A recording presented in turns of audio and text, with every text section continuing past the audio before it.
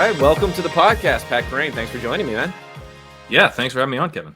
Yeah, I wanted to have you on for a while here. I've been listening to your new podcast, your new site, Legendary Upside, which I like, by the way. Was 75th percentile outcome, was that already taken as, as one of the potential names out there, like better than average possibility or not? Incrementalgains.com was taken, so I had to go. Legendary Upside podcast. Specifically, I was listening to you and Sean Siegel, where you guys have something going on where you're like doing a little home and home action on the different podcasts. You've been going through all the different prospects in great detail. So I have to ask you now, we're coming into the draft here. Are you more confused than ever? What's going to happen here in the NFL draft, or do you feel like you have it nailed now? No, and predicting where these guys are going to go exactly isn't what I would say my expertise is in. So I'm more like figuring out what these profiles are like, and then the draft capital is like a big input for me. I know I'm missing a lot of the tape evaluation stuff. I do like watching the highlights. I will watch a lot of highlights, get a sense bombs. of like, you got the just bombs thing. I love a just bombs. That's more for like kind of like getting a good sense of the player archetype and sort of what these guys do well. But I know I'm missing a lot of the context on the classic scouting stuff. So I think the NFL draft position is kind of help filling in that gap. But also, some guys do get overdrafted. So I think it's helpful to have your own opinions of them ahead of time. What do you think about a hot take? I may have heard this before. It may have even been Sean Siegel who said something like this. We don't really have him on Twitter anymore, so I'm not sure if he had said this or not, that watching the highlights is better than just watching all of the different tape, because then you start concentrating on all this minutia, their hip swivel or whatever other nonsense, as opposed to being like, whoa, this guy can do some explosive plays, and that may translate.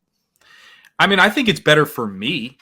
Yeah. I don't think like, I think if I was like doing the Dane Brugler thing and I was going to be writing like, this amazing draft guide, I think at that point you have the expertise to where you know how to weight all of this stuff. But like, if a guy's hip swivels off, like if I've got like a mental model, like how much am I dinging him for that? So to me, I'm just sort of like, I want to know kind of what these guys do well, what they don't do well. And you'll see, obviously the highlights aren't going to show you what they don't do well that much, but like Dwayne McBride gets caught from behind repeatedly on his highlights. That tells you he doesn't have super long breakaway speed. So the highlights will kind of help you with understanding what the guys' red flags are to some extent as well. Yeah, no doubt. Okay, so we're going to talk bold predictions. For me, it's more like things that may happen. I'm going to get somewhat specific on some of these things. Things that may happen, kind of some interesting ways, but also a way to talk about some of the prospects. We'll talk almost exclusively about skill position players, maybe leaning into kind of what you were talking about as far as expertise. Like, I don't know anything about about these other guys. I don't know. I don't know what's going on. I just like, give me a consensus big board and positional value, and then I'll try to say what's going to happen there. I do find some joy in watching fans get excited about like mock drafts that someone else has done where they have some particular cornerback and they're like, oh man, that would be so awesome. It's like, come on guys. Like we know nothing here. I always have enjoyed that. Like, oh God, that guard fell to us. It's so great. And then Belichick takes someone who's in like the 150s on everyone's rankings, and everyone's like, oh yeah, that's a great pick. That's a great pick by Belichick right there. I'm going to have some Belichick talk in this one too. I feel like he's almost hit the, like, I don't know if it's senility, but he's kind of hit this point of his coaching, like ever since maybe the last few years, where it's become a little bit less predictable that he'll do something smart, I feel like, in some of these things. So we'll talk about Belichick for that here, but we'll go back and forth on these different bold predictions, again, focusing a lot on the skill positions and talking around these different guys and our opinions about them too. Because like I said, I don't know if there's anyone out there, and I'm not sure I even mean this as a compliment, who has done as much work as you have digging into all of these different skill position prospects, which will all be blown up when like half of your favorite guys are not even taken on day 3 in this draft. Yeah, it's true. I mean, I would say this class has like set me up a little bit better in the sense that it's not a very deep wide receiver class, because there's usually like a Seth Williams or something where I'm like, oh man, can't wait until Seth Williams gets drafted in the 3rd round. I was a Seth Williams believer. He's still time. There's still time there. Yeah, I don't know. When they were using everyone in Denver except Seth Williams, I think it's over. Late breakout. Yeah. Yeah, there's some possibility there. So, okay, let's get into it. Do you want me to go first or you want to go first? We're talking about this here. You can go first. Okay, I'll go first. So I'm going to start not getting into like too much of the details sort of things. This will be like a setup. This will be forecasting. Again, when I get into more deep stuff later on. So my first bold prediction, I don't know if this is even that bold at this point. I think this is where the market's going. So again, some of this may already be built into the market versus what I'm saying here. But my first one will be, and I'm hinting a little bit of what I'm going to say in the future, because I'm going to say top 9, that there will only be 2 quarterbacks taken in the top 9 picks in this draft. So a couple of quarterbacks here, and I'll tell you specifically who I'm thinking about later, will fall out, will go past this grouping of teams who you think would be into quarterbacks potentially. The Seahawks, the Lions, the Raiders, the Falcons, all these different teams that, have some ability to take a quarterback there. I feel like they're just in the cycle now where it's Detroit and Atlanta are in the 3rd year of their GM coaching cycle. The Raiders are in the 2nd year, and they have Garoppolo there along with McDaniels. And the Seahawks, of course, have Geno Smith, and Pete Carroll loves him, some defensive end or something that'll end up taking. They're taking a defensive taking there. So it's going to cause a couple of guys to slip down at that point. What do you think about that? I like it. I could see it happening. I have the opposite bold prediction, though, in a sense. All right, we have a bold prediction off. Here's a bold prediction off. So Houston's interest in Levis is a total smokescreen. That's the first part of this bold prediction, which is because like you think about the Levis stuff, it was all about how this guy's personality and he's taking selfies and stuff. We don't like this. That feels very NFL to me, that they'd be kind of out on that. What about the banana eating with the peel? Is that a positive? Has to be a positive, right? They don't like vegan stuff. So I don't know. I mean that borders on vegan. Maybe if you eat the banana like that, but you don't send it out on social media. That's right. Yeah. Like you accidentally, like it accidentally starts circulating. You plant it out there without it being like a thing that you're sending out. Maybe that would be the proper way to do it. If a teammate talks about what a good work ethic you have and a great diet, then that's fine. But if you're self-promoting it, no good. Yeah. So I think that when we heard about Levis in a positive way again after all that stuff, it was really in connection with the Colts liking him. So I think Houston is basically saying, "Come on, Colts, the trade up. We don't like anyone in this draft other than Bryce Young. We're not getting him. So let's have you think we're taking him, but they don't want to take him. And we just saw this Mac Jones potential trade with Houston. I think Houston's trying to get out of this pick. So they don't though. They pass on a quarterback at 2, but then they get boxed out of quarterback in round 1. So they think it's going to play out like you think. They are like, you know what? We can come up and get our quarterback later. Let's just take our guy here. And then it doesn't work. Houston gets boxed out. Yeah. I mean, another one of my bold predictions would be they're not going to get a quarterback at all in the first round, but it wasn't going to be for that reason. So my thinking here is that I'm buying a little bit of the possibility that Nick Caserio is going to be gone. Like they are going to get rid of him after this draft. There's been some talk about that. I think it's always one of these things with ownership. They don't know what the hell they're doing, right? And it's like they're listening, especially the Texans.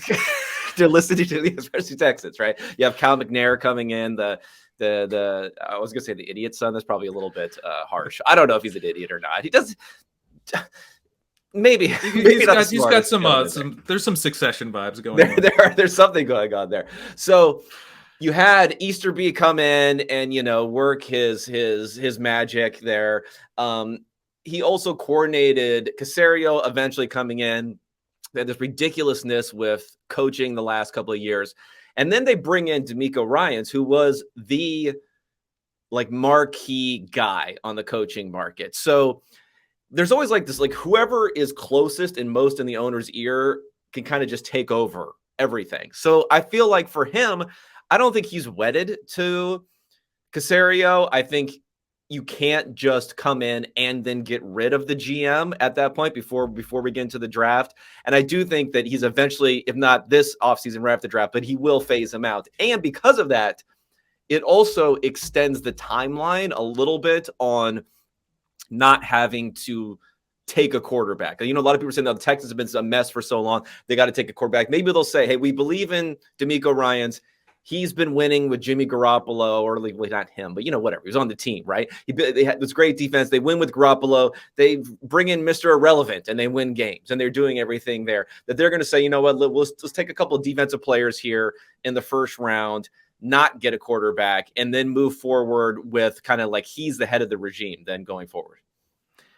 Yeah, so I agree with the general take, but I think more incompetence at play. I think that the Texans, that's not the plan. They're just going to end up having it happen, and that will be maybe one of the things that sparks Ryans is going, I can't work with these guys. They had a whole plan. It just blew up immediately. How about going even further, that Caserio shows up the night of the draft, key card, just bloop, bloop, just doesn't work. It just doesn't work at all. Security comes, takes him away. Ryans already has a shadow GM and front office set up. They all move in and take over and execute the draft right then. Well, I mean, that's way better, right? Like, did another team do this a couple years ago? Like, why would you ever let a guy who's kind of on the hot seat? I think McCagnon with the Jets was one. The Bills, right? The Bills, when they brought in Sean McDermott, but they still had the GM whose name escapes me, right? Doug Whaley, is that who it was? I don't remember. They had someone in there who executed the draft and then was gone right afterwards. And then they brought in Brandon Beane after. Yeah. Yeah. That's so bad. So, I mean, I'm surprised they didn't have, you know, some guy from the 49ers front office come in with Ryans. I mean, I think it's maybe too late in that cycle because you have to have started the work a little bit earlier. I don't know. I think maybe that's it. And it's never too late to get rid of Caserio. It's never too late. That scary picture. You guys, you were over there at freaking NBC. Couldn't you could you update that one? No, that's perfect. We had the right picture. Oh my God, that was killing me. Okay, all right. So you're saying the opposite. Incompetent Texans can't get their guy. Okay, I like that. I say no quarterback, but for different reasons. All right, I got another one here. Quarterback related. This is very specific. Okay, so we have Aaron Rodgers is gone. The Packers are sitting there, you know, at 13 now. The thought is, hey, Jordan Love, that's their guy. You know, their fifth-year option, not exercised yet, mind you. Fifth-year option, they're going to figure that out, move forward with them. I mean, let's kind of look at the track record here for Jordan Love for a second. So we have drafted in the 20s, may have been a little bit of a reach there, right? He was like got that Mahomes vibes going on that got him pulled out there. Now Mahomes we're hearing great stories about him on the scout team, like year one, how awesome he was. Jordan Love, on the other hand, was inactive his entire rookie season. Did not even make the roster. Tim Boyle sitting in front of him the entire rookie season. We go on. Rodgers starts to have a little bit of comeback. They're doing anything they possibly can to bring Rodgers back, to not turn to Jordan Love at this point. They're like throwing money bags at him, this and that. Finally, we hit the tipping point where the entire Green Bay fan base and front office and coaching staff is like, we've had enough, Aaron Rodgers. We can't do this. But not really because of his play. Yeah, exactly. I mean, it was a little bit down. Like they had their excuse of the down year, right? So they got their down year so they could do it. But I don't think it's because they're thrilled about Jordan Love. I mean, when they signed that contract, they were kind of locking themselves in to Aaron Rodgers through Jordan Love's rookie contract. Like Jordan Love was out, was boxed out. It's just this weird scenario that ended up happening here. So they also engineered this this switch, right? This pick swap in the first round to move up from 15. Huge value for that pick swap, don't you think? 15 to 13. They really bent over the Jets on this one. They even got the pick swap at the end. The Jets are doing anything they could on this one. God, what a horrible trade. So they're sitting there now, a couple of spots higher. Everyone's like, oh, they're going to take JSN or they're going to do whatever. No. So what they're doing is they're sitting and waiting. And as these quarterbacks fall, specifically, they see C.J. Stroud. Again, he's falling. Will he go to Atlanta? No, he doesn't go to Atlanta. He goes in. All of a sudden, the Eagles are on the clock at 10. The Eagles look at the board. No, everyone's like, oh, the Eagles are going to do something big. They're going to move up. Now, the Eagles have a lot of defensive players they got to fill in at this point. Maybe they would even want more picks. I mean, they're going to be paying Jalen Hurts like a ridiculous amount of money. A.J. Brown, a ridiculous amount of money. Maybe even Devontae Smith, a ridiculous amount of money eventually. They need some rookies. They need more and more rookies to fill these spots here. They say, you know what? We're going to move back 3 spots. The Packers trade up 3 spots into the 10 pick, leapfrog the Texans, leapfrog the Titans, and select CJ Stroud with the 10th overall pick in the NFL draft to go in there and compete with Jordan Love on day one, because they don't really have confidence in Love. And this will be an exact transition over to CJ Stroud, who's been playing up at Ohio State in the poor weather, all that stuff for the Green Bay Packers. Now, I didn't realize that you had been hired as the GM for the Packers. So congratulations on that. I think that's the only way this will be happening. I mean, because I don't disagree that this is, you were the guy who was saying, you actually convinced me, because I was like, what are the Eagles doing with this Hurts pick? This makes no sense. And then I read your article. Yeah, you were not alone on that one. Oh, yeah, it actually does kind of make sense. And that's aged pretty well.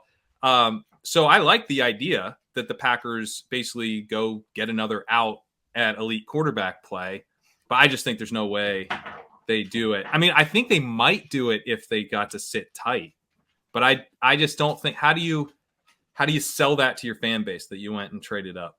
So that's why I would. I mean, fans are very fickle. The same fan will tell you today the Jordan the Jordan Love era has begun, and then they draft CJ Stroud and they're like, the CJ Stroud era has begun. That is actually very true. I'm pumped about this. Yeah.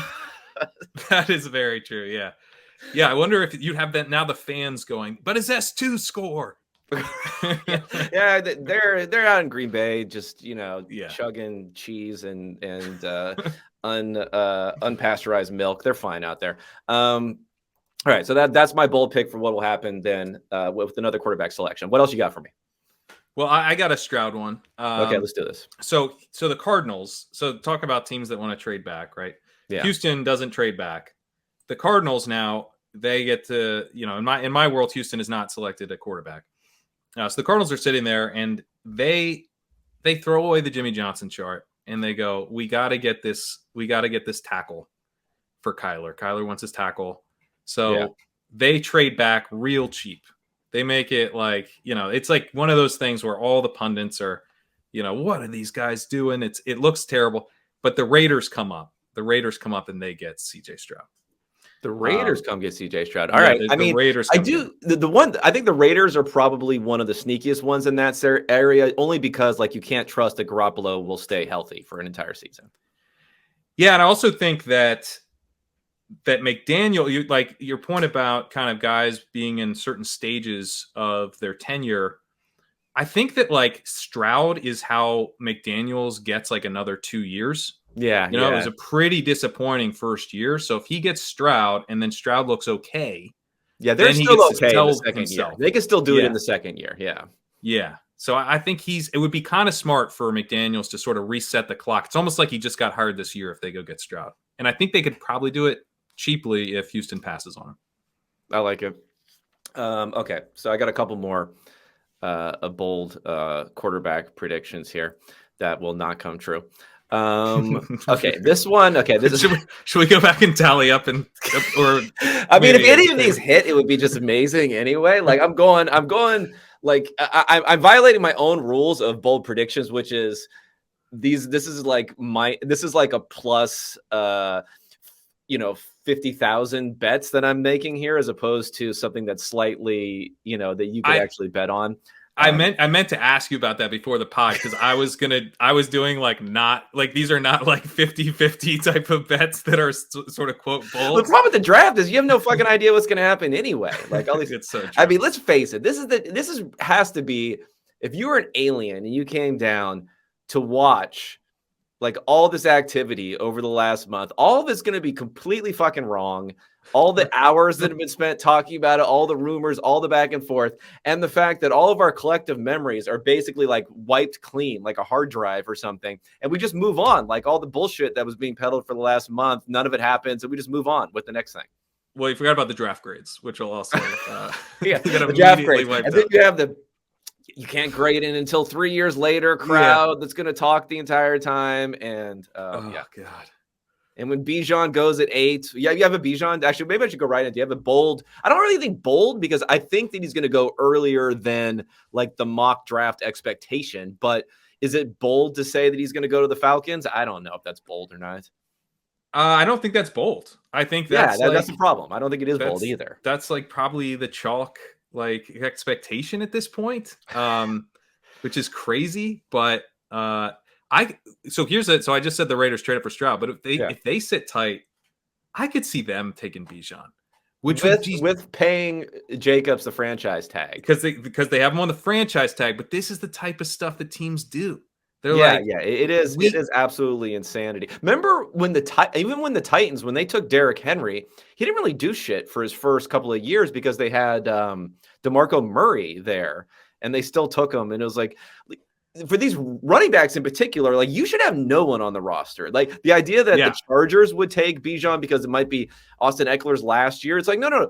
Just draft the running back after Austin Eckler's yeah. gone. Why do you want to do that? It doesn't make It sense. makes no sense. But I do think it's like possible because they showed that they, clearly value having this Jacobs guy. So to them, it's like, oh, now we definitely have a Josh Jacobs guy we're gonna be able to run the offense through that run game, which is gonna be so important.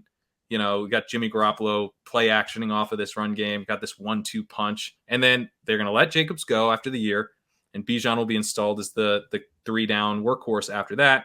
And then McDaniels will be fired after that season because it's a terrible fit. Okay, I like it. Although I'm a Jimmy truther, so Jimmy he'll be so good that it'll like reflect off onto Bijan and help get him Rookie of the Year. Well, Jimmy's the type of quarterback we want with Bijan. I think. He's I accurate. so. I like in Atlanta too, though, because they could just never run the ball at all.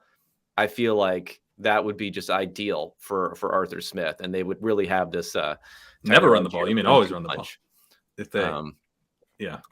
Okay. So next tier is next to quarterback take here for me. Okay. So we had whatever. Young goes first. I'm going to say the Colts are going to take Levis also. I don't think they're going to move up, would be my guess, because like no one else wants to move up. It reminds me a little bit of if you think quarterbacks are going to fall, it reminds me a little bit of 2020 where Tua and Herbert were there, but then no one moved up because they're like, well, no one else wants to move up. We're the only two teams here. We're content just taking whoever is there type of situation. I think it's going to be one of those types of deals. I think the Colts sit tight and get Levis. I agree. Yeah. I think they're going to be able to do that. And unless ownership steps in, is like they do one of the Bears San Francisco deal, they move up a spot and give up like 2 4th-round picks for no reason. Okay, so then we had Stroud going at 10. Titans they pass on quarterback. The Texans, like I said, Casario's locked out of the building.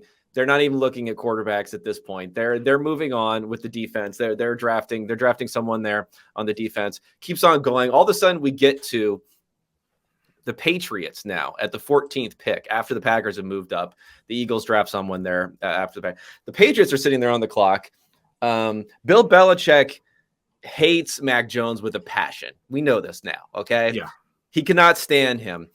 And he's sitting there and he sees Anthony Richardson on the board at this point, still on the board, somehow falling. People are like scared of the passing. They're like, can he be this passer? You know what Bill Belichick thinks?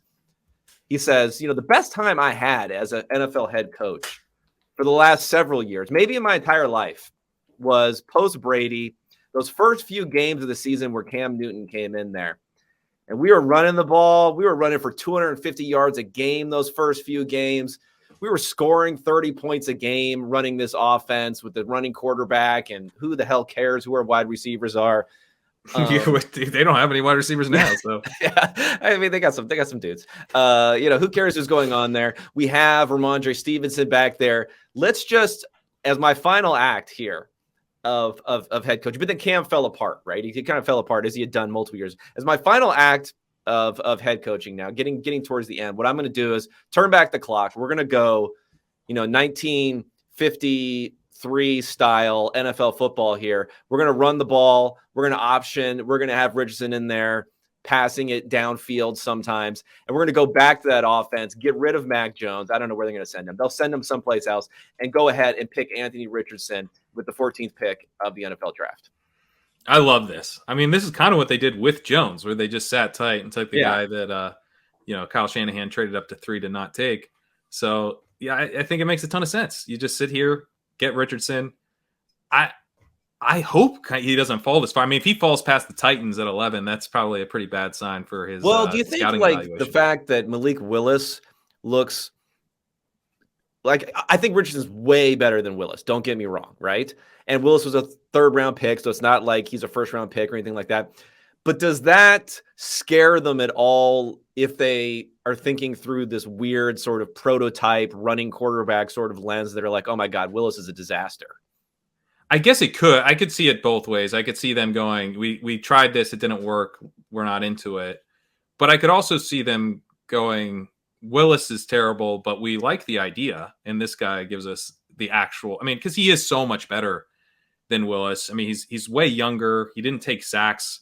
I mean, your work on sacks has been pretty important in terms of my understanding of these guys. And I mean, he's great at avoiding sacks, and I mean, the fact that he's basically like a Derrick Henry type of athlete, it's not like all that surprising. He can make guys miss and bounce off guys. But yeah, I would be surprised if he fell past Tennessee. But at the same time, Richardson's like such a difficult eval, because I think like the accuracy stuff is real.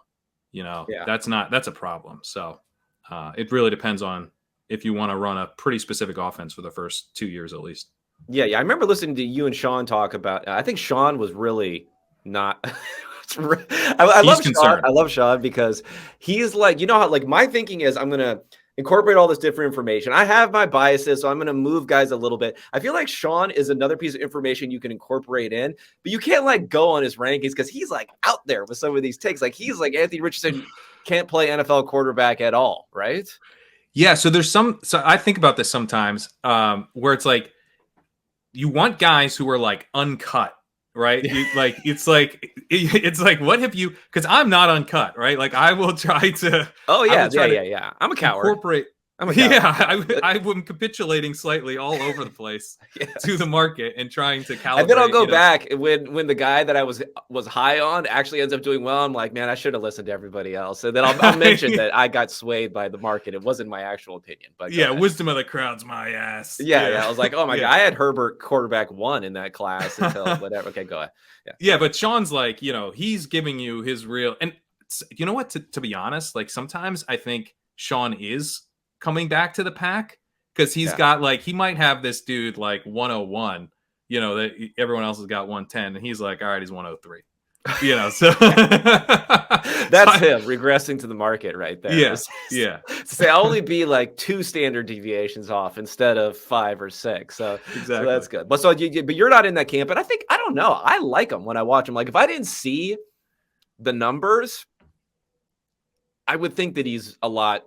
Like the numbers are scary, the short area accuracy, but I think he looks pretty good. I don't think he looks, again, like Malik Willis was a total disaster. The thing that shocked me the most about Willis was after preseason last year, people were like, oh, he played pretty well in the preseason. I'm like, what are you talking about? Like he couldn't even pass the ball the entire, he had like one game where he ran for 50 yards or something like that. Yeah. So that's my thing. Richardson there.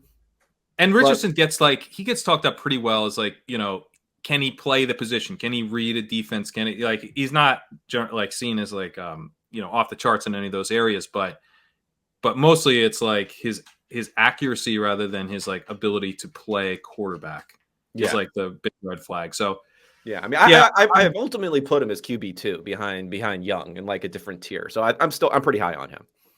Yeah, that's where I would have him too. I like Young a lot. Yeah. Okay. Well, what else you got for me? Let's see.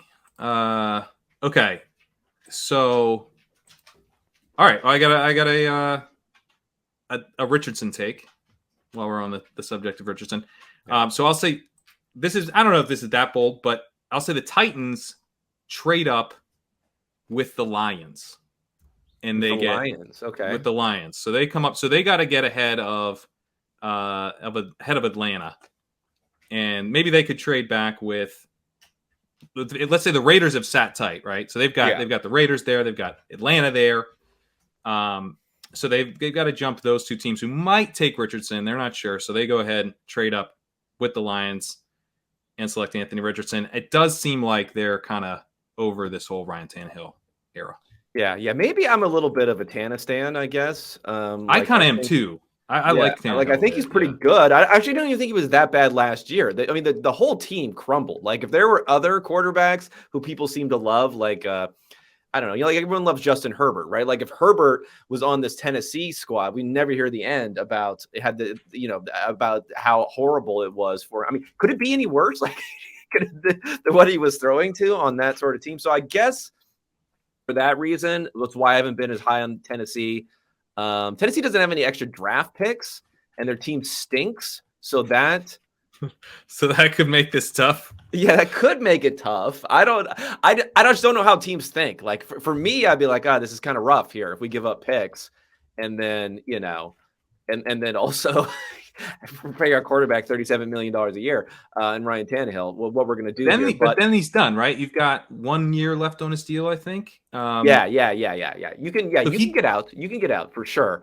He actually kind of makes sense as a bridge. They've got like 2 void years, I think, left on the deal. But he's not under contract in 2024. I'm not a big bridge believer, I guess, also sometimes. I mean, I think it's interesting, but like halfway through the season, if your rookie is not ready to play, I don't know. I'm kind of, I'd be a little I bit. generally agree, but I think Richardson is probably bridgier than most. I would be more open to a team planning to do the bridge plan with him. Okay. All right. So we've all, okay. Now this is the one, this one is more than the plus 50,000, I think. Well, maybe not more, but I checked that. Actually, let me check the market on this one. I think it's actually is. I don't know if there is a market for this one. Okay, so the quarterbacks are still going. I kind of thought a quarterback there wasn't going to be the 5 here, but we're surprised. We see Richardson go at 14. He keeps on going down the line, down the line, down the line. All of a sudden, at 22, the Baltimore Ravens are on the clock, and the Baltimore Ravens have been consulting and getting a lot of background from their quarterback coach for the last 3 years, T. Martin, former Tennessee Volunteers quarterback, Tennessee legend, 1998 national champion. T. Martin's there, quarterback coach, gives them the skinny, tells them, this Hendon Hooker kid, I'm telling you, this is the guy. This is the guy that we want. They haven't talked to Lamar all offseason. Literally a word has not been spoken between them. They have a couple of text emojis that have gone back and forth. That's about it. That's all that's happened the entire time. They're preparing a deal. They already have the feelers out there for what's going to happen. They're ready to execute a trade afterwards. They need to, it's done. The relationship is done. Like they cannot get anything done with Lamar. Even the equivalent contract that another team could get done with Lamar is not going to do with them just because he's not going to capitulate and all the ill will there. So they go ahead and turn in the card for Hendon Hooker at pick number 22. Helps reset everything, helps with a lot of cap problems that they have here, potentially, if they have to bring Lamar back on a big contract. And they go ahead and ship Lamar out to someone. I don't have the details of that one. To figure out who that's going to be. They're going to trade Lamar to someone to be continued on that whole thing. But then they go ahead and draft Hendon Hooker with the 22nd pick and have Tyler Huntley or someone come in and be the bridge there while Hooker is getting up to speed. Are you buying this healing also? Yeah. I guess you are. Yeah. Cause are you buying this Hendon Hooker first round hype? Cause like he's not 25 really. Years old. No, I'm not really buying it. I don't like him as a prospect. But I think the Ravens are done. Like, I really think this Lamar thing is, how are they going to solve this thing? Is he even going to sign the franchise tag? You know, like what's going on? What should he do? What should he do right now? What should Lamar do? Yeah.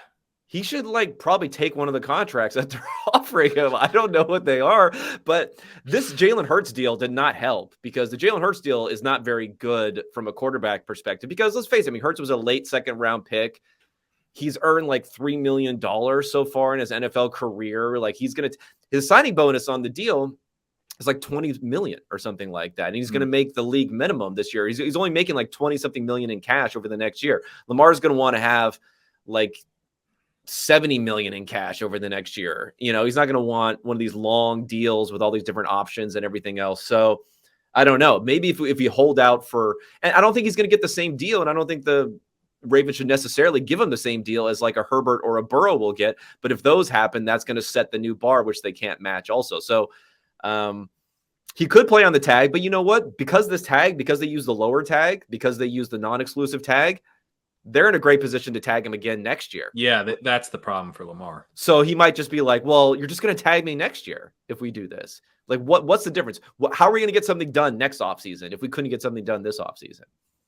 Yeah, I guess what I don't understand, I mean, there's an answer to this. I just don't know what it is. Like, if he sits this year out and he's in the same position, like his contract doesn't toll, right? So it's just the same thing again. Question on that. I mean, remember Le'Veon Bell did the whole thing. That was Le'Veon's second franchise tag, I believe. It's basically like it hasn't been adjudicated yet to figure it out. There's some thoughts in each direction. I think there was a thought though that the Steelers were not going to be able to tag him again after that. And I think if you sit out the year, I don't know. I think the relationship is kind of toast at that point, but then they lose all the value too for the Ravens. So I don't know. I mean, sitting out the year for Lamar, I mean, we're going to get some good tweets. We'll definitely get some good tweets from Lamar. What the hell was this SpongeBob? Can you interpret this for me? I actually didn't see this. I saw someone reference it, and I haven't seen some the SpongeBob. It's like it really annoys me when I can't figure out what the hell these things are about. Does Denny have some idea? Denny would be the one on with these. Yeah, he's the expert on the tweet interpretation scale, but. The Denny tweet, as everyone knows, the wide receiver tweet, the enemy speaks kindly and holds a knife, which has gone super viral since AJ Brown literally tweeted that quote. But every other part of that tweet was also perfect. Yeah, that's the thing about that. It's underplayed the brilliance of the rest of the quote. Yes, yeah, it's underrated. But I'll have to check with Denny to see if he has any SpongeBob ideas. Okay, so that's it. Hendon Hooker, Ravens start over. They're done. It's all done. It's all done. All right. So I'll say this one is. This is like I should actually see if I can go bet this and parlay it. But I'll say 4 wide receivers. I believe the over under on wide receivers in the first round is 3.5, and I think the over under on tight ends is 2.5. You can see I'm deep into these markets. I was on vacation. I was just looking at that earlier. Today. I can never fucking find anything on here. That's the problem. Yeah. Ahead, but if those are the lines, which I've heard other people reference, I've not confirmed myself. I'll say both go over. So 4 wide receivers and 3 tight ends go. And I'll say those 4 wide receivers are JSN, Jordan Addison, Quentin Johnston, and Zay Flowers, and Mayer, Kincaid, and Darnell Washington. Okay. This is good because I got some stuff on this one. Because right now at DraftKings, because I don't. This is the only thing that I have up. Total wide receivers drafted in the first round. Over 3.5 is minus 140. Under is plus 110. So it's going towards that direction. Okay. No, now I got to bring up. I feel like we're actually in opposition a lot of the time here. So this is good. This will be. We'll have to redo. Maybe I'll come on the Legendary Upside podcast. Yeah. We'll have to hash it out. See who was right. We can hash out some of this stuff when literally nothing I say goes correct. Okay, so I have 2 different things here. So I'm on the opposite side on wide receivers. I think wide receivers, it's a bad class, and I think it's going to be interpreted as such. So I'm going to say 2 different things with wide receivers. Number 1, 0 wide receivers drafted in the first 20 picks. Okay. Wow. 0 in the first 20 picks. Now, JSN right now, I don't know what his over under. I think there actually is one for him. It's somewhere around like 12 or something. Zay Jones might be second. No, Zay Flowers. Sorry, not Zay Jones. Props to Zay Jones. And at 21 something. And so that's one. Number 1. Number 2. The first wide receiver taken will, in fact, be the aforementioned, not Zay Jones, but Zay Flowers to the Los Angeles Chargers at pick number 21, looking to add some dynamic speed, a guy who can make plays down the field, can make the plays underneath, wanting to really have that option and add him there. And I think so with the JSN thing, when was the last time a guy, and maybe I'm wrong about this, maybe I'm wrong about him being a slot only type of guy. But I kind of feel like he really is a slot only type of guy.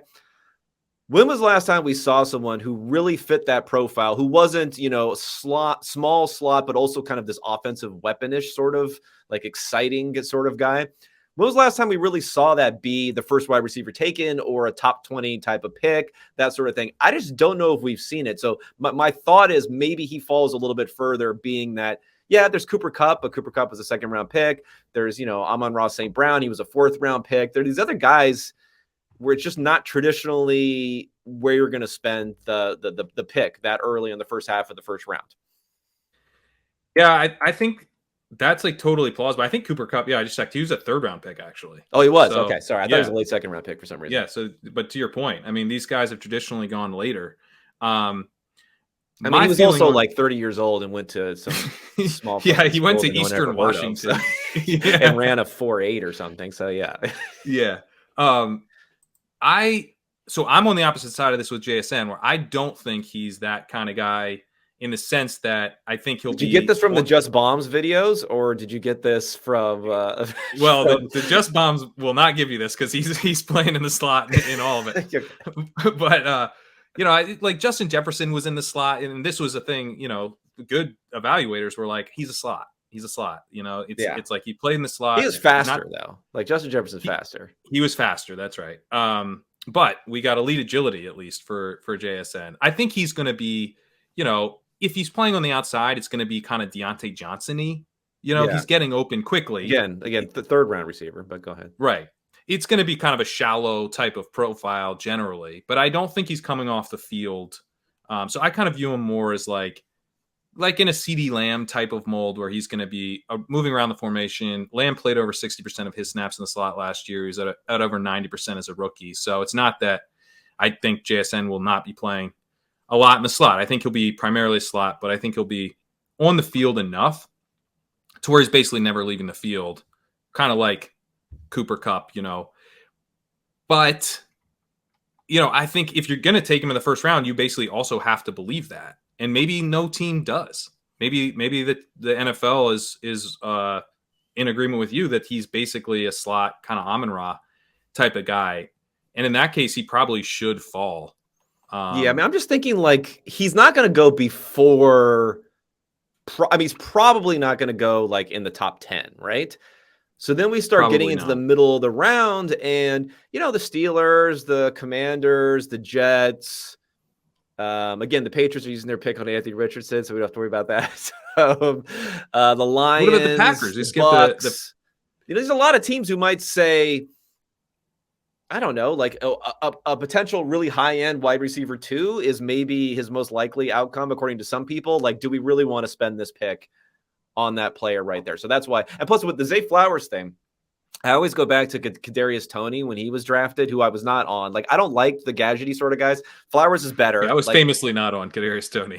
Yeah. So still not on Kadarius Toney. I don't give a fuck that he had a punt return in the goddamn Super Bowl. He had like 100 yards in 7 games with the Chiefs. People are like acting like that was the greatest trade since Randy Moss or something. The fact that they got him. So I already lied. Okay, so like Kadarius Toney, not only did the Giants take him, the Jaguars wanted him, as right. Urban Meyer famously was like, we got fucking Travis Etienne, we wanted that other guy. They wanted him. The Packers were supposedly in on him. I don't know. I think teams get excited about this like instant offense sort of thing. We just throw him the ball and he does stuff. And maybe they can think that with Zay Flowers and get interested in him over a group of other wide receivers that everyone's like, that's a wide receiver too. And I think that's right with like Addison is definitely, I view him as kind of like a really good 1B. Yeah. It's not that exciting. You can't think of him as like this potentially explosive type of guy, really. Although I like Addison, but I like him too. I don't even like Flowers. I'm just saying I think it's what the NFL is going to do. Yeah, I could totally see it because Flowers, like, I think he may have picked his school based on the uniform that looked most similar to Antonio Brown. And I think he's getting a lot of juice based on that. He's got great just bombs too. I mean, he gives good just bombs. I'll say that. By the way, I think I stole that joke from Jacob Sanderson or someone, but it's a good, but it's a good one. We don't credit anyone when we steal their material on this podcast, because if they're not listening to call us out, which they probably aren't, then that's on them. Okay, so that's my thing. No wide receivers in the first 20 picks. Zay Flowers, first wide receiver to the Chargers. Go ahead. Okay, so I will say, let's see. So running backs. We haven't talked a ton about running backs. No, we haven't. So now, just to set the scene here, running backs. We are. I don't know where this number was, but like I was thinking, I think it's like clearly over 1.5 now is where the market's leaning on this. Just so you know. But go ahead. Well, I'm gonna go to the next day, to the day 2. Okay. And I'm gonna say Zach Charbonnet, who's kind of been the fantasy football. You're showing your fantasy background here because literally no one cares about any running backs other than Gibbs and Robinson. Well, Friday will happen. Thursday will come and go, and then there will be a Friday this week. And Zach Charbonnet's been this guy. He's had a lot of fantasy buzz because he's kind of like locked in to go day 2. But I think he will be the 5th running back off the board in the NFL draft. All right. Do you have any now? Not that you don't have to nail the rank ordering here. Who are you saying is going to go earlier than he is? Who do you think? Like if you're going to throw out some names, obviously we know the top 2. Other names that you think may go? So the top 2 plus Devin A-Chain, I think people will just go. I'm gonna get so much out of him. I'm so smart. Yeah. He doesn't do everything, but he hasn't been coached up properly, obviously. Right. And I can put him in with his running back by committee. He'll be so good for my team. And then I think if A-Chain goes ahead of him, I'm looking real good because I think Izzy Abanikanda could jump up with that great pro day. I think there could be a team that really likes Roschon Johnson with his pass blocking. I think there's pass blocking. Now you're talking my language, right? Davis Maddock was the guy who got me on Roschon Johnson. It's not a narrative. He literally PFF has him as the highest pass blocking grade in the class. Then Kendre Miller is another guy that I could see teams being kind of into. Pretty similar profile to Charbonnet. And Tank Bigsby was a guy that hasn't really had a great process, but went to Auburn. I think teams could look at him and go, I can trust this guy. And Charbonnet could slip behind any one of those to RB5. Yeah. I like it just because I would say outside of the top 2, like I would bet on uncertainty and whatever weird sort of outcome that people may not think will happen. So I like that. Okay, let's talk running back because I have a specific. Again, I couldn't go with I think so. My general philosophy is wide receivers shifting down versus what people are expecting because we've had all these great wide receiver classes recently. Running back shifting up, but now everyone thinks 2 are going in the first round, so I'm kind of just in the same ballpark. Tight ends maybe shifting up because of that also, which we'll get to. So my running back. I'm going to match a team with a player here for Jahmyr Gibbs. And this is going to be about the 17th time that this team has tried to figure out exactly how to get this type of player on their roster, despite the fact that they should be spending, draft picks, whether it's trade or in the draft, on more valuable positions, but just willing to just blow through pick after pick after pick to get this satellite back who they really want, this receiving back who can do more that they really want. And that is Jahmyr Gibbs is taken by the Buffalo Bills with the 27th pick of the NFL draft. Once again, proving the fact that, and this is the last couple of years, I'm going to do this front office ranking thing with Ben Baldwin in a couple of weeks. I think I just hate them all now. I don't have any faith in anyone at this point, including the Buffalo Bills after the James Cook pick, trying to sign McKissick, trading for what's his name? Nyheim Hines. Nyheim Hines. Devin Singletary's gone now. They're just we're just going to throw another thing. We're going to throw another one until we get this right. We will just continue to pile ever increasing cost into this, getting a player who doesn't even add that much value versus Josh Allen throwing it down the field. So that whole setup, I was going to do a Gibbs one, and basically the exact same one, except I was going to say it's the Chiefs. The Chiefs. Now that would be funnier. I would give you that. That would definitely be funnier. but I think it's less likely. I think, but I give it. But this time it'll work. It's Yeah.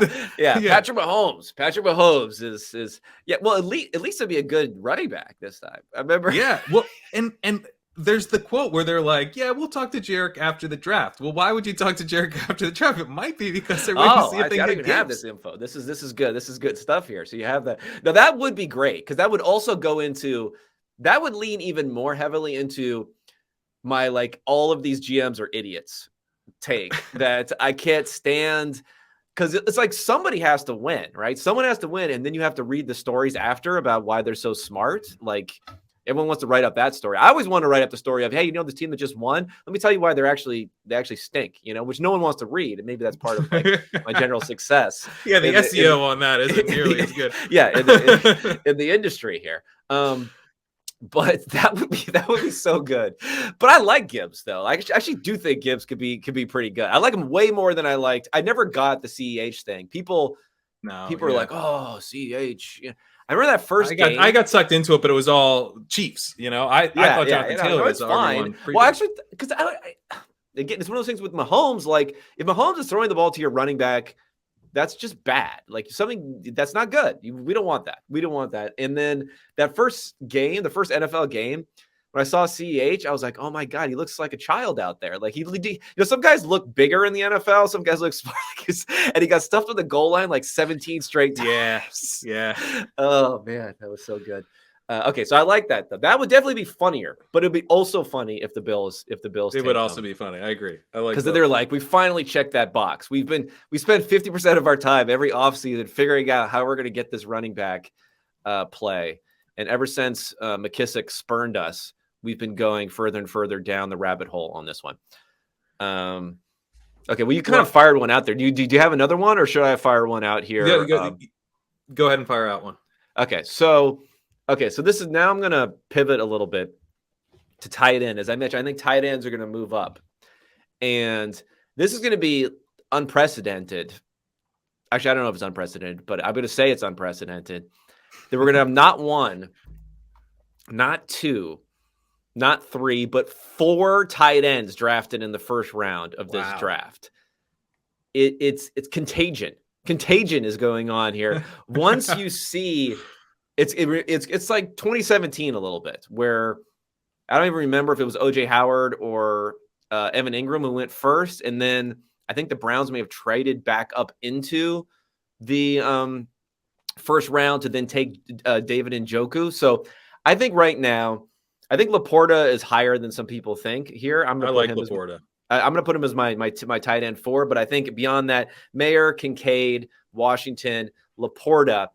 And I have teams for you on this also because I want to make sure there's no way I can get this correct. The teams are going to be the Lions, the Cowboys, the Bengals, and then, unlike you, the Cincinnati Chiefs taking Laporta there a year early. Now this is a big prediction. You're predicting the Chiefs move to Cincinnati. Wait.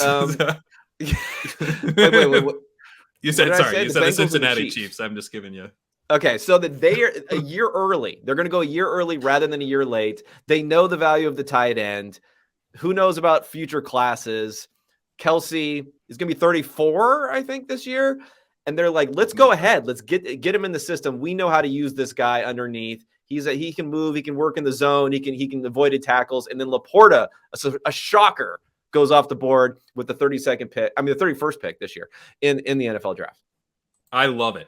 I mean, this actually, I wanted to, we talked beforehand about kind of the Bijan, running back value stuff. And I did actually want to ask you about, I almost DM'd you about this. And then we were talking about doing the pod. So I figured I'd save it. About your excess value calculation for the running back position. Yeah. Because so this would be a perfect example of like, okay, so you're the Chiefs, you take Laporta. Look, you're basically kind of redshirting him because like Noah Gray's probably your tight end 2, for blocking purposes and whatnot. But he's going to come in and be the guy to replace Travis Kelce, down the line. But you're like wasting a year of this rookie contract. So like with the running back excess value stuff, they're like let me put it this way. If running backs were exempt from the draft, I think teams would pay the rookie running backs like more probably than guys hitting their second contract, because running backs do most of their production like in their first window. And this is well known among basically everybody. The NFL teams are on board with this.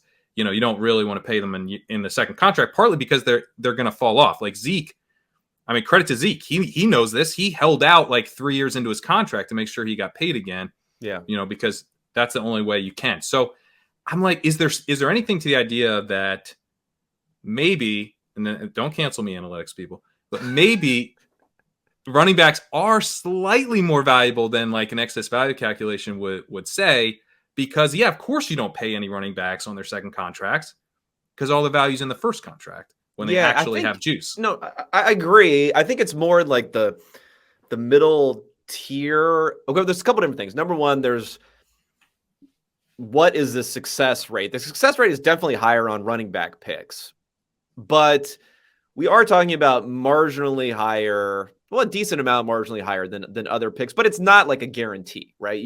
Right. Even Bijan, we don't know if he could be Trent Richardson or something. Like it's possible that you don't get the player. Even Marshawn Lynch didn't really do anything as when he was early in his career. So I think there's that aspect of it. I agree though that it's probably for more of the middle guys. Some of the high end running back contracts, I still think they're just like vastly overpaying guys on their second contracts. So that amount might like reflect Bijan. So if you're using a $15 million number or something, I forget what I was using, 14 or 15 million for Bijan because he had such a high grading and that's kind of in that upper tier. I think that's fine. It's more like the Miles Sanders of the world who go and sign for 6 million, maybe saying if you're getting a Miles Sanders type of player in the draft at running back, he's worth more than $6 million a year. Yeah. That sort of thing, Yeah, that's what I'm saying. Because when you're paying Miles Sanders, you're like, I'm getting like maybe one more year, and I could go get this guy probably in the draft. So it's like it's part of the reason that Miles Sanders doesn't get more money is because teams know they can get a Kendra Miller or Zach Charbonnet, and they're basically getting the same thing on a rookie contract. Yeah. So I agree. You could pump those up a bit, but to me, it would more be flipping around like whether guys should be drafted in the third round or not, or something like that. That you would wait for day 3. It'd be that sort of situation. And with tight ends are just really, really interesting because it's so like you think quarterbacks are tough to figure out because of the small sample and the nature of so few elite guys. Like tight ends, we're talking about 2 dudes or 3 dudes maybe are really hitting that elite mark, and they're not normally producing that early, and they don't make money on their second contracts because the franchise tag screws them basically because it's so low. Because you don't even have 5 good tight ends to build into the franchise tag amounts. That tight ends is one of these deals where, I think you can wait on it only because I think you can maybe say like those top 4 guys that I said, I wouldn't want to draft one of them around before the other ones. I'd rather just take whoever's around later. They don't have great value at the beginning of the contract, but I think they might have almost more value than any other position on a second contract if you really hit big. Yeah, and it's tough because it's like, was David Njoku a good pick or not? I don't know. I think they pay him too much money. I was surprised. Cleveland's given a lot of money to a lot of people. Yeah, and it's like they replaced him for a year. They Austin Hooper and Harrison Bryant, and he's like their tight end 3, but then they bring him back. So it's like, is it actually valuable if you can get, because once you take the guy, you get kind of right of first refusal on his second contract. And so maybe Njoku will go down if he has this good year this year. Now, he is 27 now, but he could end up looking like a really great pick, all told, because they got him pretty cheap on the second contract. I think I think he's a hit, but it's not like going to be a Kelsey, Kittle, Goddard, Andrews. Probably. Yeah. Andrews is an all timer, but I mean, they took Hayden Hurst ahead of Lamar Jackson in that draft. Yeah. That's often Hayden Hurst. Yeah, I mean, there aren't many names there, so I don't know. Another thing, when the draft curves, it's based upon like the first round. It's been bad. Like people have not been good at rank ordering these tight ends. So is that? I think it's somewhat the nature of the position is difficult to evaluate because they don't use them like they should, because they're just in for a couple of years and then they're gone. So a team's not going to like change around their whole offensive system based upon some tight end when they know the next guy's going to suck, who's going to come in for them. So yeah, I don't know. It's tough. And I like the Laporta call a lot though, because I think I agree this is a really good tight end class, but I think it's because Laporta's in it and Tucker Kraft's in it, and Luke Musgrave I don't like quite as much, but he's definitely interesting. It's like there's a bunch of guys you're like, oh, this guy could be something. They're all kind of, but tight end's kind of a scratch off position where like if you hit on an Njoku or even worse, it's not that valuable. But if you get a Kittle, that's obviously pretty massive. So if you're a gambler, a tight end gambler as an NFL GM, I think you like this class. Yeah. I'm just leaning on the Chiefs. The whole Kelsey thing, they're going to think they need someone. So love it. I'll do the combined draft capital, and this is a day 2-ish, maybe late day 1. Right. Combined draft capital of Cedric Tillman and Jonathan Mingo is going to be lower, meaning or better. The pick numbers will be equal a lower number than the combined draft capital of Jalen Hyatt and Josh Downs. Okay, I already got confused. So who's going? Who's going earlier? Then? The big guys are going earlier. The big guys collectively are going earlier. So it could go big, small, big, small. But okay. But or maybe it could even go small, big, long gap, small. But okay, well, we'll one way or another, there. No more scenarios, please. But when you combine, just add these picks together. Simple math. Add these picks together. Okay. And the number you get for the big guys is going to be smaller than the number you get for the small guys. Okay. Well, now, I think that could definitely happen because, again, you have like this glut of a bunch of dudes that are like tiny. And then you just like, it's like a Russian nesting doll. They just get a little bit tinier and tinier and then bigger and bigger, all these little tiny guys. So maybe you want to go for someone else there. Now, do you think that's wise? No, I think it's a terrible idea. Right. Because I think I agree with you there. I was trying to rank these guys, and I haven't thought about it as much as you have. I know you've been like thinking about this 22 hours a day for the last couple of months. So, I'm going through looking at Tillman and Mingo, and I was looking at their estimated draft positions, which are highly speculative at this point, but they're pretty decent, maybe late second round, early third round type of thing versus some of these other guys. They stink though, right? Like, I don't get it. I think they play the way a big wide receiver is supposed to play. Like they do contested catches. They can play X. They can run downfield. They can body up with a guy. They are really big. I think like if you're looking for a thing, they are that thing. They're a bad version of that thing. Yeah. But there's not any other guys thing for years and years and years. Why aren't they leaving college while they were that thing? I guess because they're not very good. But they're both really good athletes as well. Yeah. So yeah, I think I like Mingo better. I don't know why, just because he's a little faster and younger, I guess. Yeah. Tillman, I think, is even more concerning. The 5th-year profile and Hyatt passing him, but they've both gotten pretty good buzz. And I think like Quentin Johnston, I don't really think he's that same type of player. I think he's like a downfield yards after catch, Brandon Ayuki type of guy. That's Mike Renner's made that comp, and I like that comp a lot. And like a bigger Ayuk, that's not really like a go up, body a guy up and take the ball away type of profile. So the first guy, that really would fit that would be Tillman or Mingo, whichever of those guys goes off the board first. And there's like, there are guys, if you want kind of like a speedster, a small undersized speedster, that is available later in the draft, or, kind of pure slot guys. You can get that later in the draft too. So I think Mingo and Tillman strike me as guys who are pretty ripe to be overdrafted. Yeah, I think that's probably true.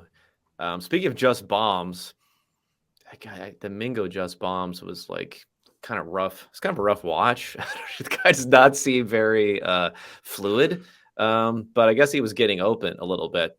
Tillman does not get open. The just bombs, like he's like, oh yeah, but people like that though. Yeah, it's like the training camp videos. It's Pickens. It's the Pickens stuff. Yeah, it's like people love the training camp videos because it's all the contested catches. But when I watch that, I'm like, wait, is he not getting open? Is there a problem here? Speaking of that, well, let me ask you opinion on another guy. Actually, do you have more takes? I'm kind of running low myself, but I want to ask I've you. got basically one take, and it's kind of sad. So I don't know if I even want to do Why don't you get the it. takeout, and then I want to ask you about some of these receivers. Go ahead. Okay, so I'm gonna say, and this is a sad take, but maybe I'll try to make it happy in some way. But I mean, we're not. uh, Is you realize that the draft coverage is shifting this year? They're not going to highlight how everyone's mom was like was on crack or whatever. That's they said they're shifting the draft coverage this year. They're not going to talk about people's all them dying, all their relatives dying, other stuff. It's going to be more upbeat this year, just so you let's know. So I hope. hope you're not bringing us into that territory. But go ahead. Well, I am a little bit. I'm gonna say Sean Tucker goes undrafted. I Okay. think so. I don't know if this medical red flag thing, which I believe is a heart thing, and then I was reading like so he didn't run his 40 at his pro day, and I was like reading about the pro day that he did because it was like a substitute pro day because he couldn't do his actual pro day, the Syracuse pro day because of the medical red flag. Yeah. But there was like 4 teams listed in this article that were even there.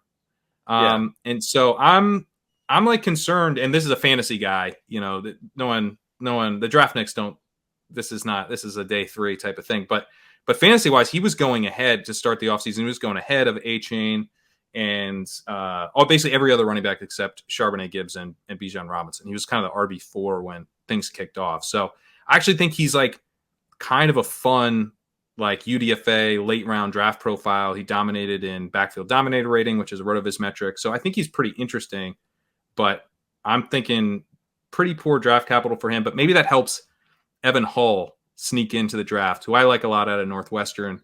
Pretty similar profile, kind of similar physical build, and a good receiver. Maybe he's your Sean Tucker replacement, and he would be pretty fun as a late round guy.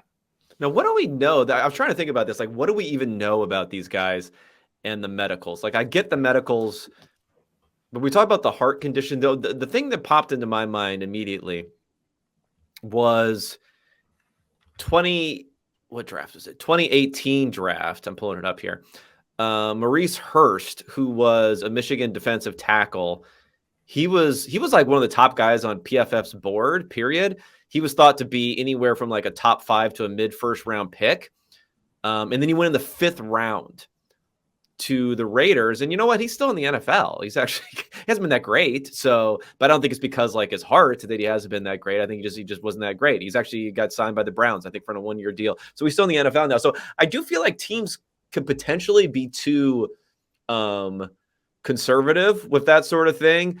But maybe it even comes down to, even if the guy's willing to play, even if a doctor's willing to clear him, do you want something to happen to the guy as part of your team sort of situation after then the reports come out, oh, we knew that this guy had a heart thing, and then he drops dead on the football field for your team.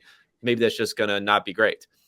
Yeah. And we also know that these teams, they have like boards that don't go that deep. All right. So everyone has 13 first rounders. Yeah. And they all get them too. Somehow they all get, they're like, oh, yeah. we got our 12th guy at number 31 in the rounds. But yeah, go ahead. Well, so if you have a 150 player board or whatever, Tucker might not be on a lot of those boards after this. And it's a deep running back class. So there's lots of guys. I think he's potentially hurt by that as well. In a different year, maybe you take the chance, but like, why wouldn't you go Chase Brown, very athletic, similar profile. Evan Hull, very similar profile. There's lots of guys, I think, that you can kind of pivot to, which may hurt him as well. You know what I want? Some behind the scenes reporting of a team where they're in the 6th or 7th round and every player on their board has been drafted and they just don't know. They're scrambling. They're like, they're like Googling player names and stuff. They're like, they don't even know who's left on there. Like, oh my God, what are we going to do here? And then they just they're like, we refuse to make a pick. We're just not going to make the 7th round pick because it's not on our board and it goes against all our principles. We almost got that a little bit last year. So the Peter King wrote that article where he was in the Ravens draft room. Okay. And they wanted Calvin Austin, right? The guy the Steelers took. Yeah. The tiny little wide receiver. There. Yeah. And they were like literally panicking Because they're like, because they just taken Cade Otton. What, Cade Otton, or is he the guy that the Bucks took? No, the Bucks took him. I don't know who they Okay. took. What's his name? Charlie something. They took another tight end just before him. Yeah. And so then they're like, the quote is literally like, Harbaugh turns to the OC or whatever, and he's like, "You think you can figure out a way to use this guy?" Talking about Isaiah Likely. And they took Isaiah Likely, and total panic pick. And it ended up being the guy that, because I think whoever the other tight end they selected last year ended up getting hurt and didn't really play. How do you know who this dude at is? all. Charlie Kolar? Yeah, Charlie. He didn't really play. I think he got hurt pretty much right away. But he's another pass catching tight end. Like they have overlapping profiles. It makes no sense to draft them both. But they got I see here. Yeah, they took Likely afterwards. Yeah, it is fun to read I remember Peter King when he did a behind the scenes one for the 49ers that first year that Shanahan and Lynch were there. I guess it was the 2017. No. Yeah, 2017 draft. And that was the one where they pulled what the hell was the guy's name? Williams. Joe Williams. Joe Williams. Right? They pulled him during the middle of the draft. Shanahan's like, you know what? Let's trade up to draft this guy who's not on our board, who we took off of our board. And I was like, well, these guys, which was a good move, actually. They nailed that part of it. He never did anything. Yeah, whatever they're using for their intangible scores is working pretty well there. Okay. One other thing I want to talk about for some of these receivers, because these are guys that I don't like, but it's not really like are guys I want you to explain to me, because you know everything better than I do when it comes to this stuff. Explain to me Josh Downs a little bit here, because I don't know if I like him that much, and I don't quite know why he's seen as being so much higher than, I don't know, Marvin. I guess everyone likes Marvin Mims a lot better than the draft nicks like him, sort of thing. But again, we go to just bombs here. Seeing way too many contested catches for a dude who's like a Smurf, basically. So what's going on here? I'm not a big Downs guy. He's someone that, like, early in the process, I was hearing a lot about him, positively, because he's a 3-year player. He broke out. He had pretty good projected draft capital early on, kind of like consider like early round 2 was like what I remember him being kind of in the mix for. But the more I dug into him, the more concerned I got. I think he kind of profiles as a gadget type of player. The stat I had was that he produced 41% of his college yak on targets behind the line of scrimmage, just 18% of his yak on targets that traveled 10 plus yards downfield. So, I think especially with some of these smaller guys, it's like, yeah, you're getting a lot of like receiving production, high market share of yards and all that, which is great. But if you're doing it by yards after catch on really shallow targets, maybe even some of these like fake, kind of dump it forward type of passes, that's not great. It was a red flag that popped up for guys like Rondale Moore, Tutu Atwell, Wan'Dale Robinson, Laviska Shenault, N'Keal Harry, Calvin Ridley also on this list, which is, maybe a little bit gets you a little less concerned. But this is like, maybe I shouldn't be as concerned about this, but like The Athletic after the combine had him at 179. And I was like, okay, not too bad. And then I'm pretty sure that was just like a typo, because he's 171 everywhere else. And I was like, oh no, that 8 pounds. If he's like that bothers me. If he's 171. I mean, it's just funny that we're even like 179. Hey, it's not so bad. Yeah. But it's like, for me, like Jackson Smith and Jigba, right? He's like 196.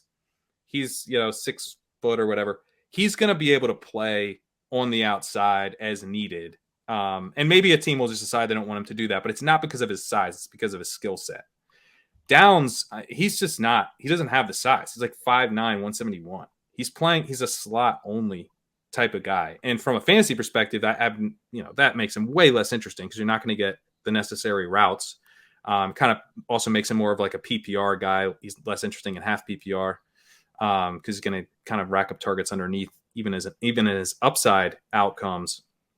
So, fantasy, it's not as exciting, but NFL, it's not as exciting. Like Amon-Ra St. Brown, if he can be that obviously moves the needle. But I don't know. I mean, I think he's more kind of like Tyler Boyd as like as a hit. Yeah, yeah. Okay. A couple of things about receivers, and I'll let you get out of here because now I'm just trying to just get some info out of you. Where is Marvin Mims going to go in the draft? Can you give me a bold prediction on that one? I think he'll go round 3. I don't know if that's bold. Maybe that isn't bold, right? It's been kind of expected to go round 3. Yeah, I mean, I've seen some stuff where he's later than that, so I don't know. I mean, hell if I know. Because yeah, I don't quite get that one. Also, other than, Do you like him or you don't like him? I mean, he seems good to me. I don't Yeah, he know. seems good to me too. Like you look at him versus all these other dudes. I mean, he's 183 again. We're like high fiving on someone being 180 pounds in this thing. He's averaging like 20 yards a catch. I know sometimes that will comp him with guys who have not been successful in the NFL because we've had some busts of smaller guys who had great production profiles, but it's kind of weird. So it's the same thing with Jalen Hyatt. When I did this whole exercise of trying to do a draft agnostic thing of matching guys with Hyatt, he gets some guys in there who are pretty big busts, like Andy Isabella or something like that. But it's because his production's too good. You know, it's like, Yeah, so what are you supposed to do in that circumstance? Like, oh, he has great yards per reception and great yards after the catch and great ADOT and great this and great that. And then his comps are not good. Like if he was worse in some of these things, maybe he could get some better comps. It's a weird situation. That is one of the funny thing about doing comps is like sometimes, I pulled in, I think it was with Gibbs. I was like, he's too explosive and the comp to McCaffrey isn't as good because he's too explosive, or, Yeah. It's like, some guys would pull in a really good comp, and I'm like, he's pulling in this comp for, I think, for one of the quarterbacks, maybe, of like he's pulling in this comp because he took a bunch of sacks. I think maybe Sure. Levis pulled in like Burrow or something. It's like it's because he gets sacked all the time. This isn't actually good. I like Mims a lot, and I've seen some tape stuff of like maybe he's like a little raw. Maybe it's going to take him a couple years to get there, but like he's athletic, sub 4.40. And one of the things, this is sort of like the peak amount stupid, and then you go to the valley of despair type of stuff.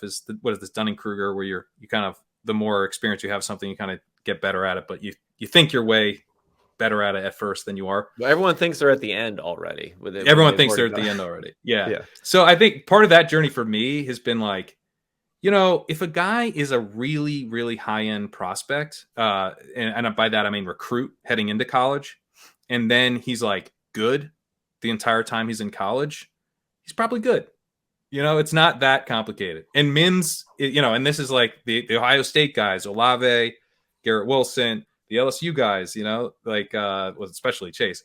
But like, I think Mims was like a great, talking to Travis May, who's like one of these Debbie guys who's been studying these guys for years. I mean, Mims was seen as this really strong recruit. And he was good. He had a good college career, and he's a 3-year prospect who's got good speed. I mean, I would say borderline elite speed. He's got 1.15 10-yard split, which is elite. 4.38 40.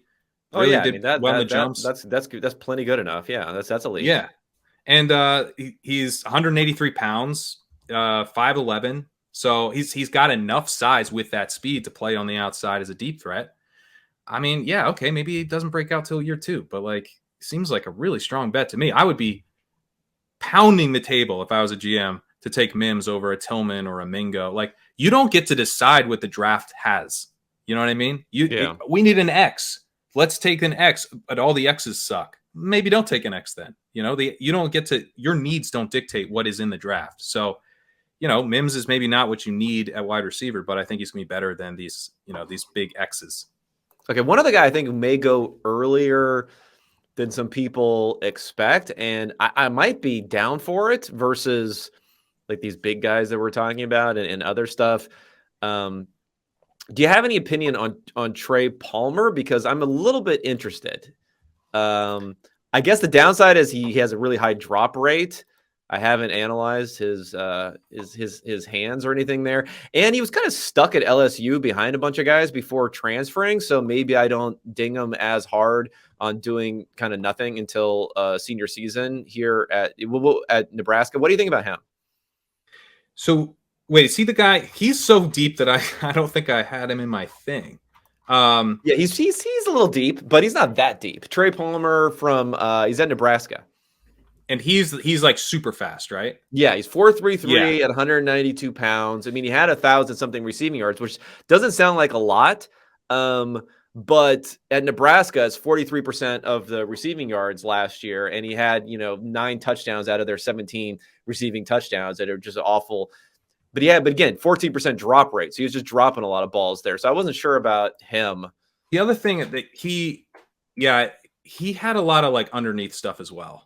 It was the red flag. I ended up not including him in my rankings, but someone actually asked like if he was the next wide receiver that I didn't include, and he would have been probably the next or the second next guy to include. But he had that same Josh Downs type of thing where a lot of his stuff was happening underneath. Yeah. So he has the speed, but I don't know that he's necessarily like an awesome deep threat. 4.33 40. So I mean, he did have the raw speed, but I don't know. I think the gadget red flag, the drop plus the drops isn't ideal if your bet is that he's like a downfield speedster. Yeah. Okay. Last guy I want to ask you about is Jayden Reed. What's your opinion on this guy? I mean, he's probably going to be like a special teams guy at least, and then figure out what happens. I guess his 4.45 40 wasn't like great versus what, like, he looks faster than that. He's a little bit old and this stuff, but I think he could be interesting. Maybe his freshman year was awesome. And I think he outproduced D. Eskridge in his freshman season, and then Sky Moore came in and had a worse year than Jayden Reed had just had. So they didn't overlap. But yeah, he's a guy that Rich Rebar's talked up. JJ Zacharysen's talked him up. He's like, that freshman year is really good. But then like that was kind of it. And he's a fifth-year senior. He transferred to Michigan State. Solid 2020. He did have a good 2021. He had a 31% yardage share, 37% touchdown share in 2021. But he trailed off in 2022, which is like, it's kind of the Tillman thing. Like, you do not want to see a fifth-year guy who didn't do it in his final season. That's about as big a red flag as you get. And his yards per out run was also only 1.83 as a fifth-year senior, which is very bad. Yeah, not good. All right, so man. He does feel boom bust though. Yeah, he's the type of guy, if you're going to take a shot on, he's kind of like the Keyshawn Butte, but it's maybe not like character issues. Maybe there's something else going on and swing for the fence. The Butte thing is always interesting because like the guy legitimately does not want to be out on the field, but maybe he's talented enough to standing on those combine numbers was that's about as big a red flag as like just jump again, man. Just jump. He's like, I'm good. He's like, I just flew. I haven't trained. He's like, I haven't trained yet. I've been just hanging out for the last couple of months and ran around for a while there. 5-star recruit though. 5-star. There you go. All right, Pat, tell the people really quickly, what are you working on here post draft? What can we digest? What legendary insights are we going to get after the draft? Well, after the draft, I will have best ball rankings that are going live. Those will be uploadable to Underdog. How many have you entered in already at this point? Oh God, do you really want to know this? Is this like someone who wins the lottery? You know that we don't have data on best ball winners yet, but don't like 90% of lottery winners all go broke within 5 years? Oh, come on, man. What are you saying? I'm not saying anything. I'm just saying I got a great business idea for you. That's what I'm saying. If you invest in this new line of health products, we can really make it. I don't know, my Underdog app's not working. Do you feel at all like you're rich at all now, or is it kind of just like, So I live in Brooklyn, and it's like a minimum 20 million before you can feel like you're not. I don't feel rich. Yeah, I'm like looking at. So after I won, I like looked at maybe I can like buy a condo, and then I was like, I cannot. So, well, the best thing about looking to buy in New York, because I used to live in New York for a while here, you're like, I'm paying this ridiculous exorbitant rent, but I can buy by putting several $100,000 down and paying more on my mortgage. I can pay more. I think the beauty of home ownership there. Yeah. Yeah, you can pay more, and there's like the HOA fees for. I'm like HOA, like it's a condo in a building, but it's like $1,000 a month Yeah, just to yeah. like that's to just burn that, and then there's insurance, and so anyway, I was like, this isn't happening, and then rent. I was like, I'm gonna get an office space. I'm gonna rent a better apartment that has an office in it. So Uh-huh. I'm gonna do that in What New about York. like WeWork or something? You're on I that don't tip? want to.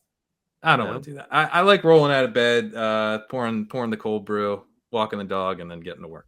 What about That's just what getting out of New York City like me? I was able to get out. Luckily, pandemic move there. I did the pandemic move to Brooklyn, so a little more dedicated to the city, I guess. Brooklyn's I don't like know. the new I Manhattan like or the something, right? walkability, man. I like to walk around, and what it honestly is like. I don't. I feel like I always have. I want as little of a barrier to entry to the outside world as possible. Like I'd be worried if I was like in a house with a yard and a car, and I have to like drive to like go Yeah. hang out. I just wouldn't do it enough, and I Yeah, just yeah. like turn That's into kind a of like recluse. me, I guess. Like I don't see human beings, that often. But I have kids. So I don't have like kids. Yeah, so that's like yeah. a reason to get out. But you're right. If you're like a introvert slash maybe more like a misanthrope than introvert, honestly, then yeah, I'm not really going to get out I'm like uh, a that often. I'm like a social introvert or something. Like I don't make enough of the effort, but then to get things started, get the ball rolling. I'm not like a planner. Hey, what do you let's do a thing. But if someone else is like, hey, let's do a thing, Yeah, yeah, yeah. or I'm already out, I'm like, what's going on? Then that's that's why I talked to my wife. She's like, "Oh, you should call your friends." I'm like, why don't they fucking call me? Like, why?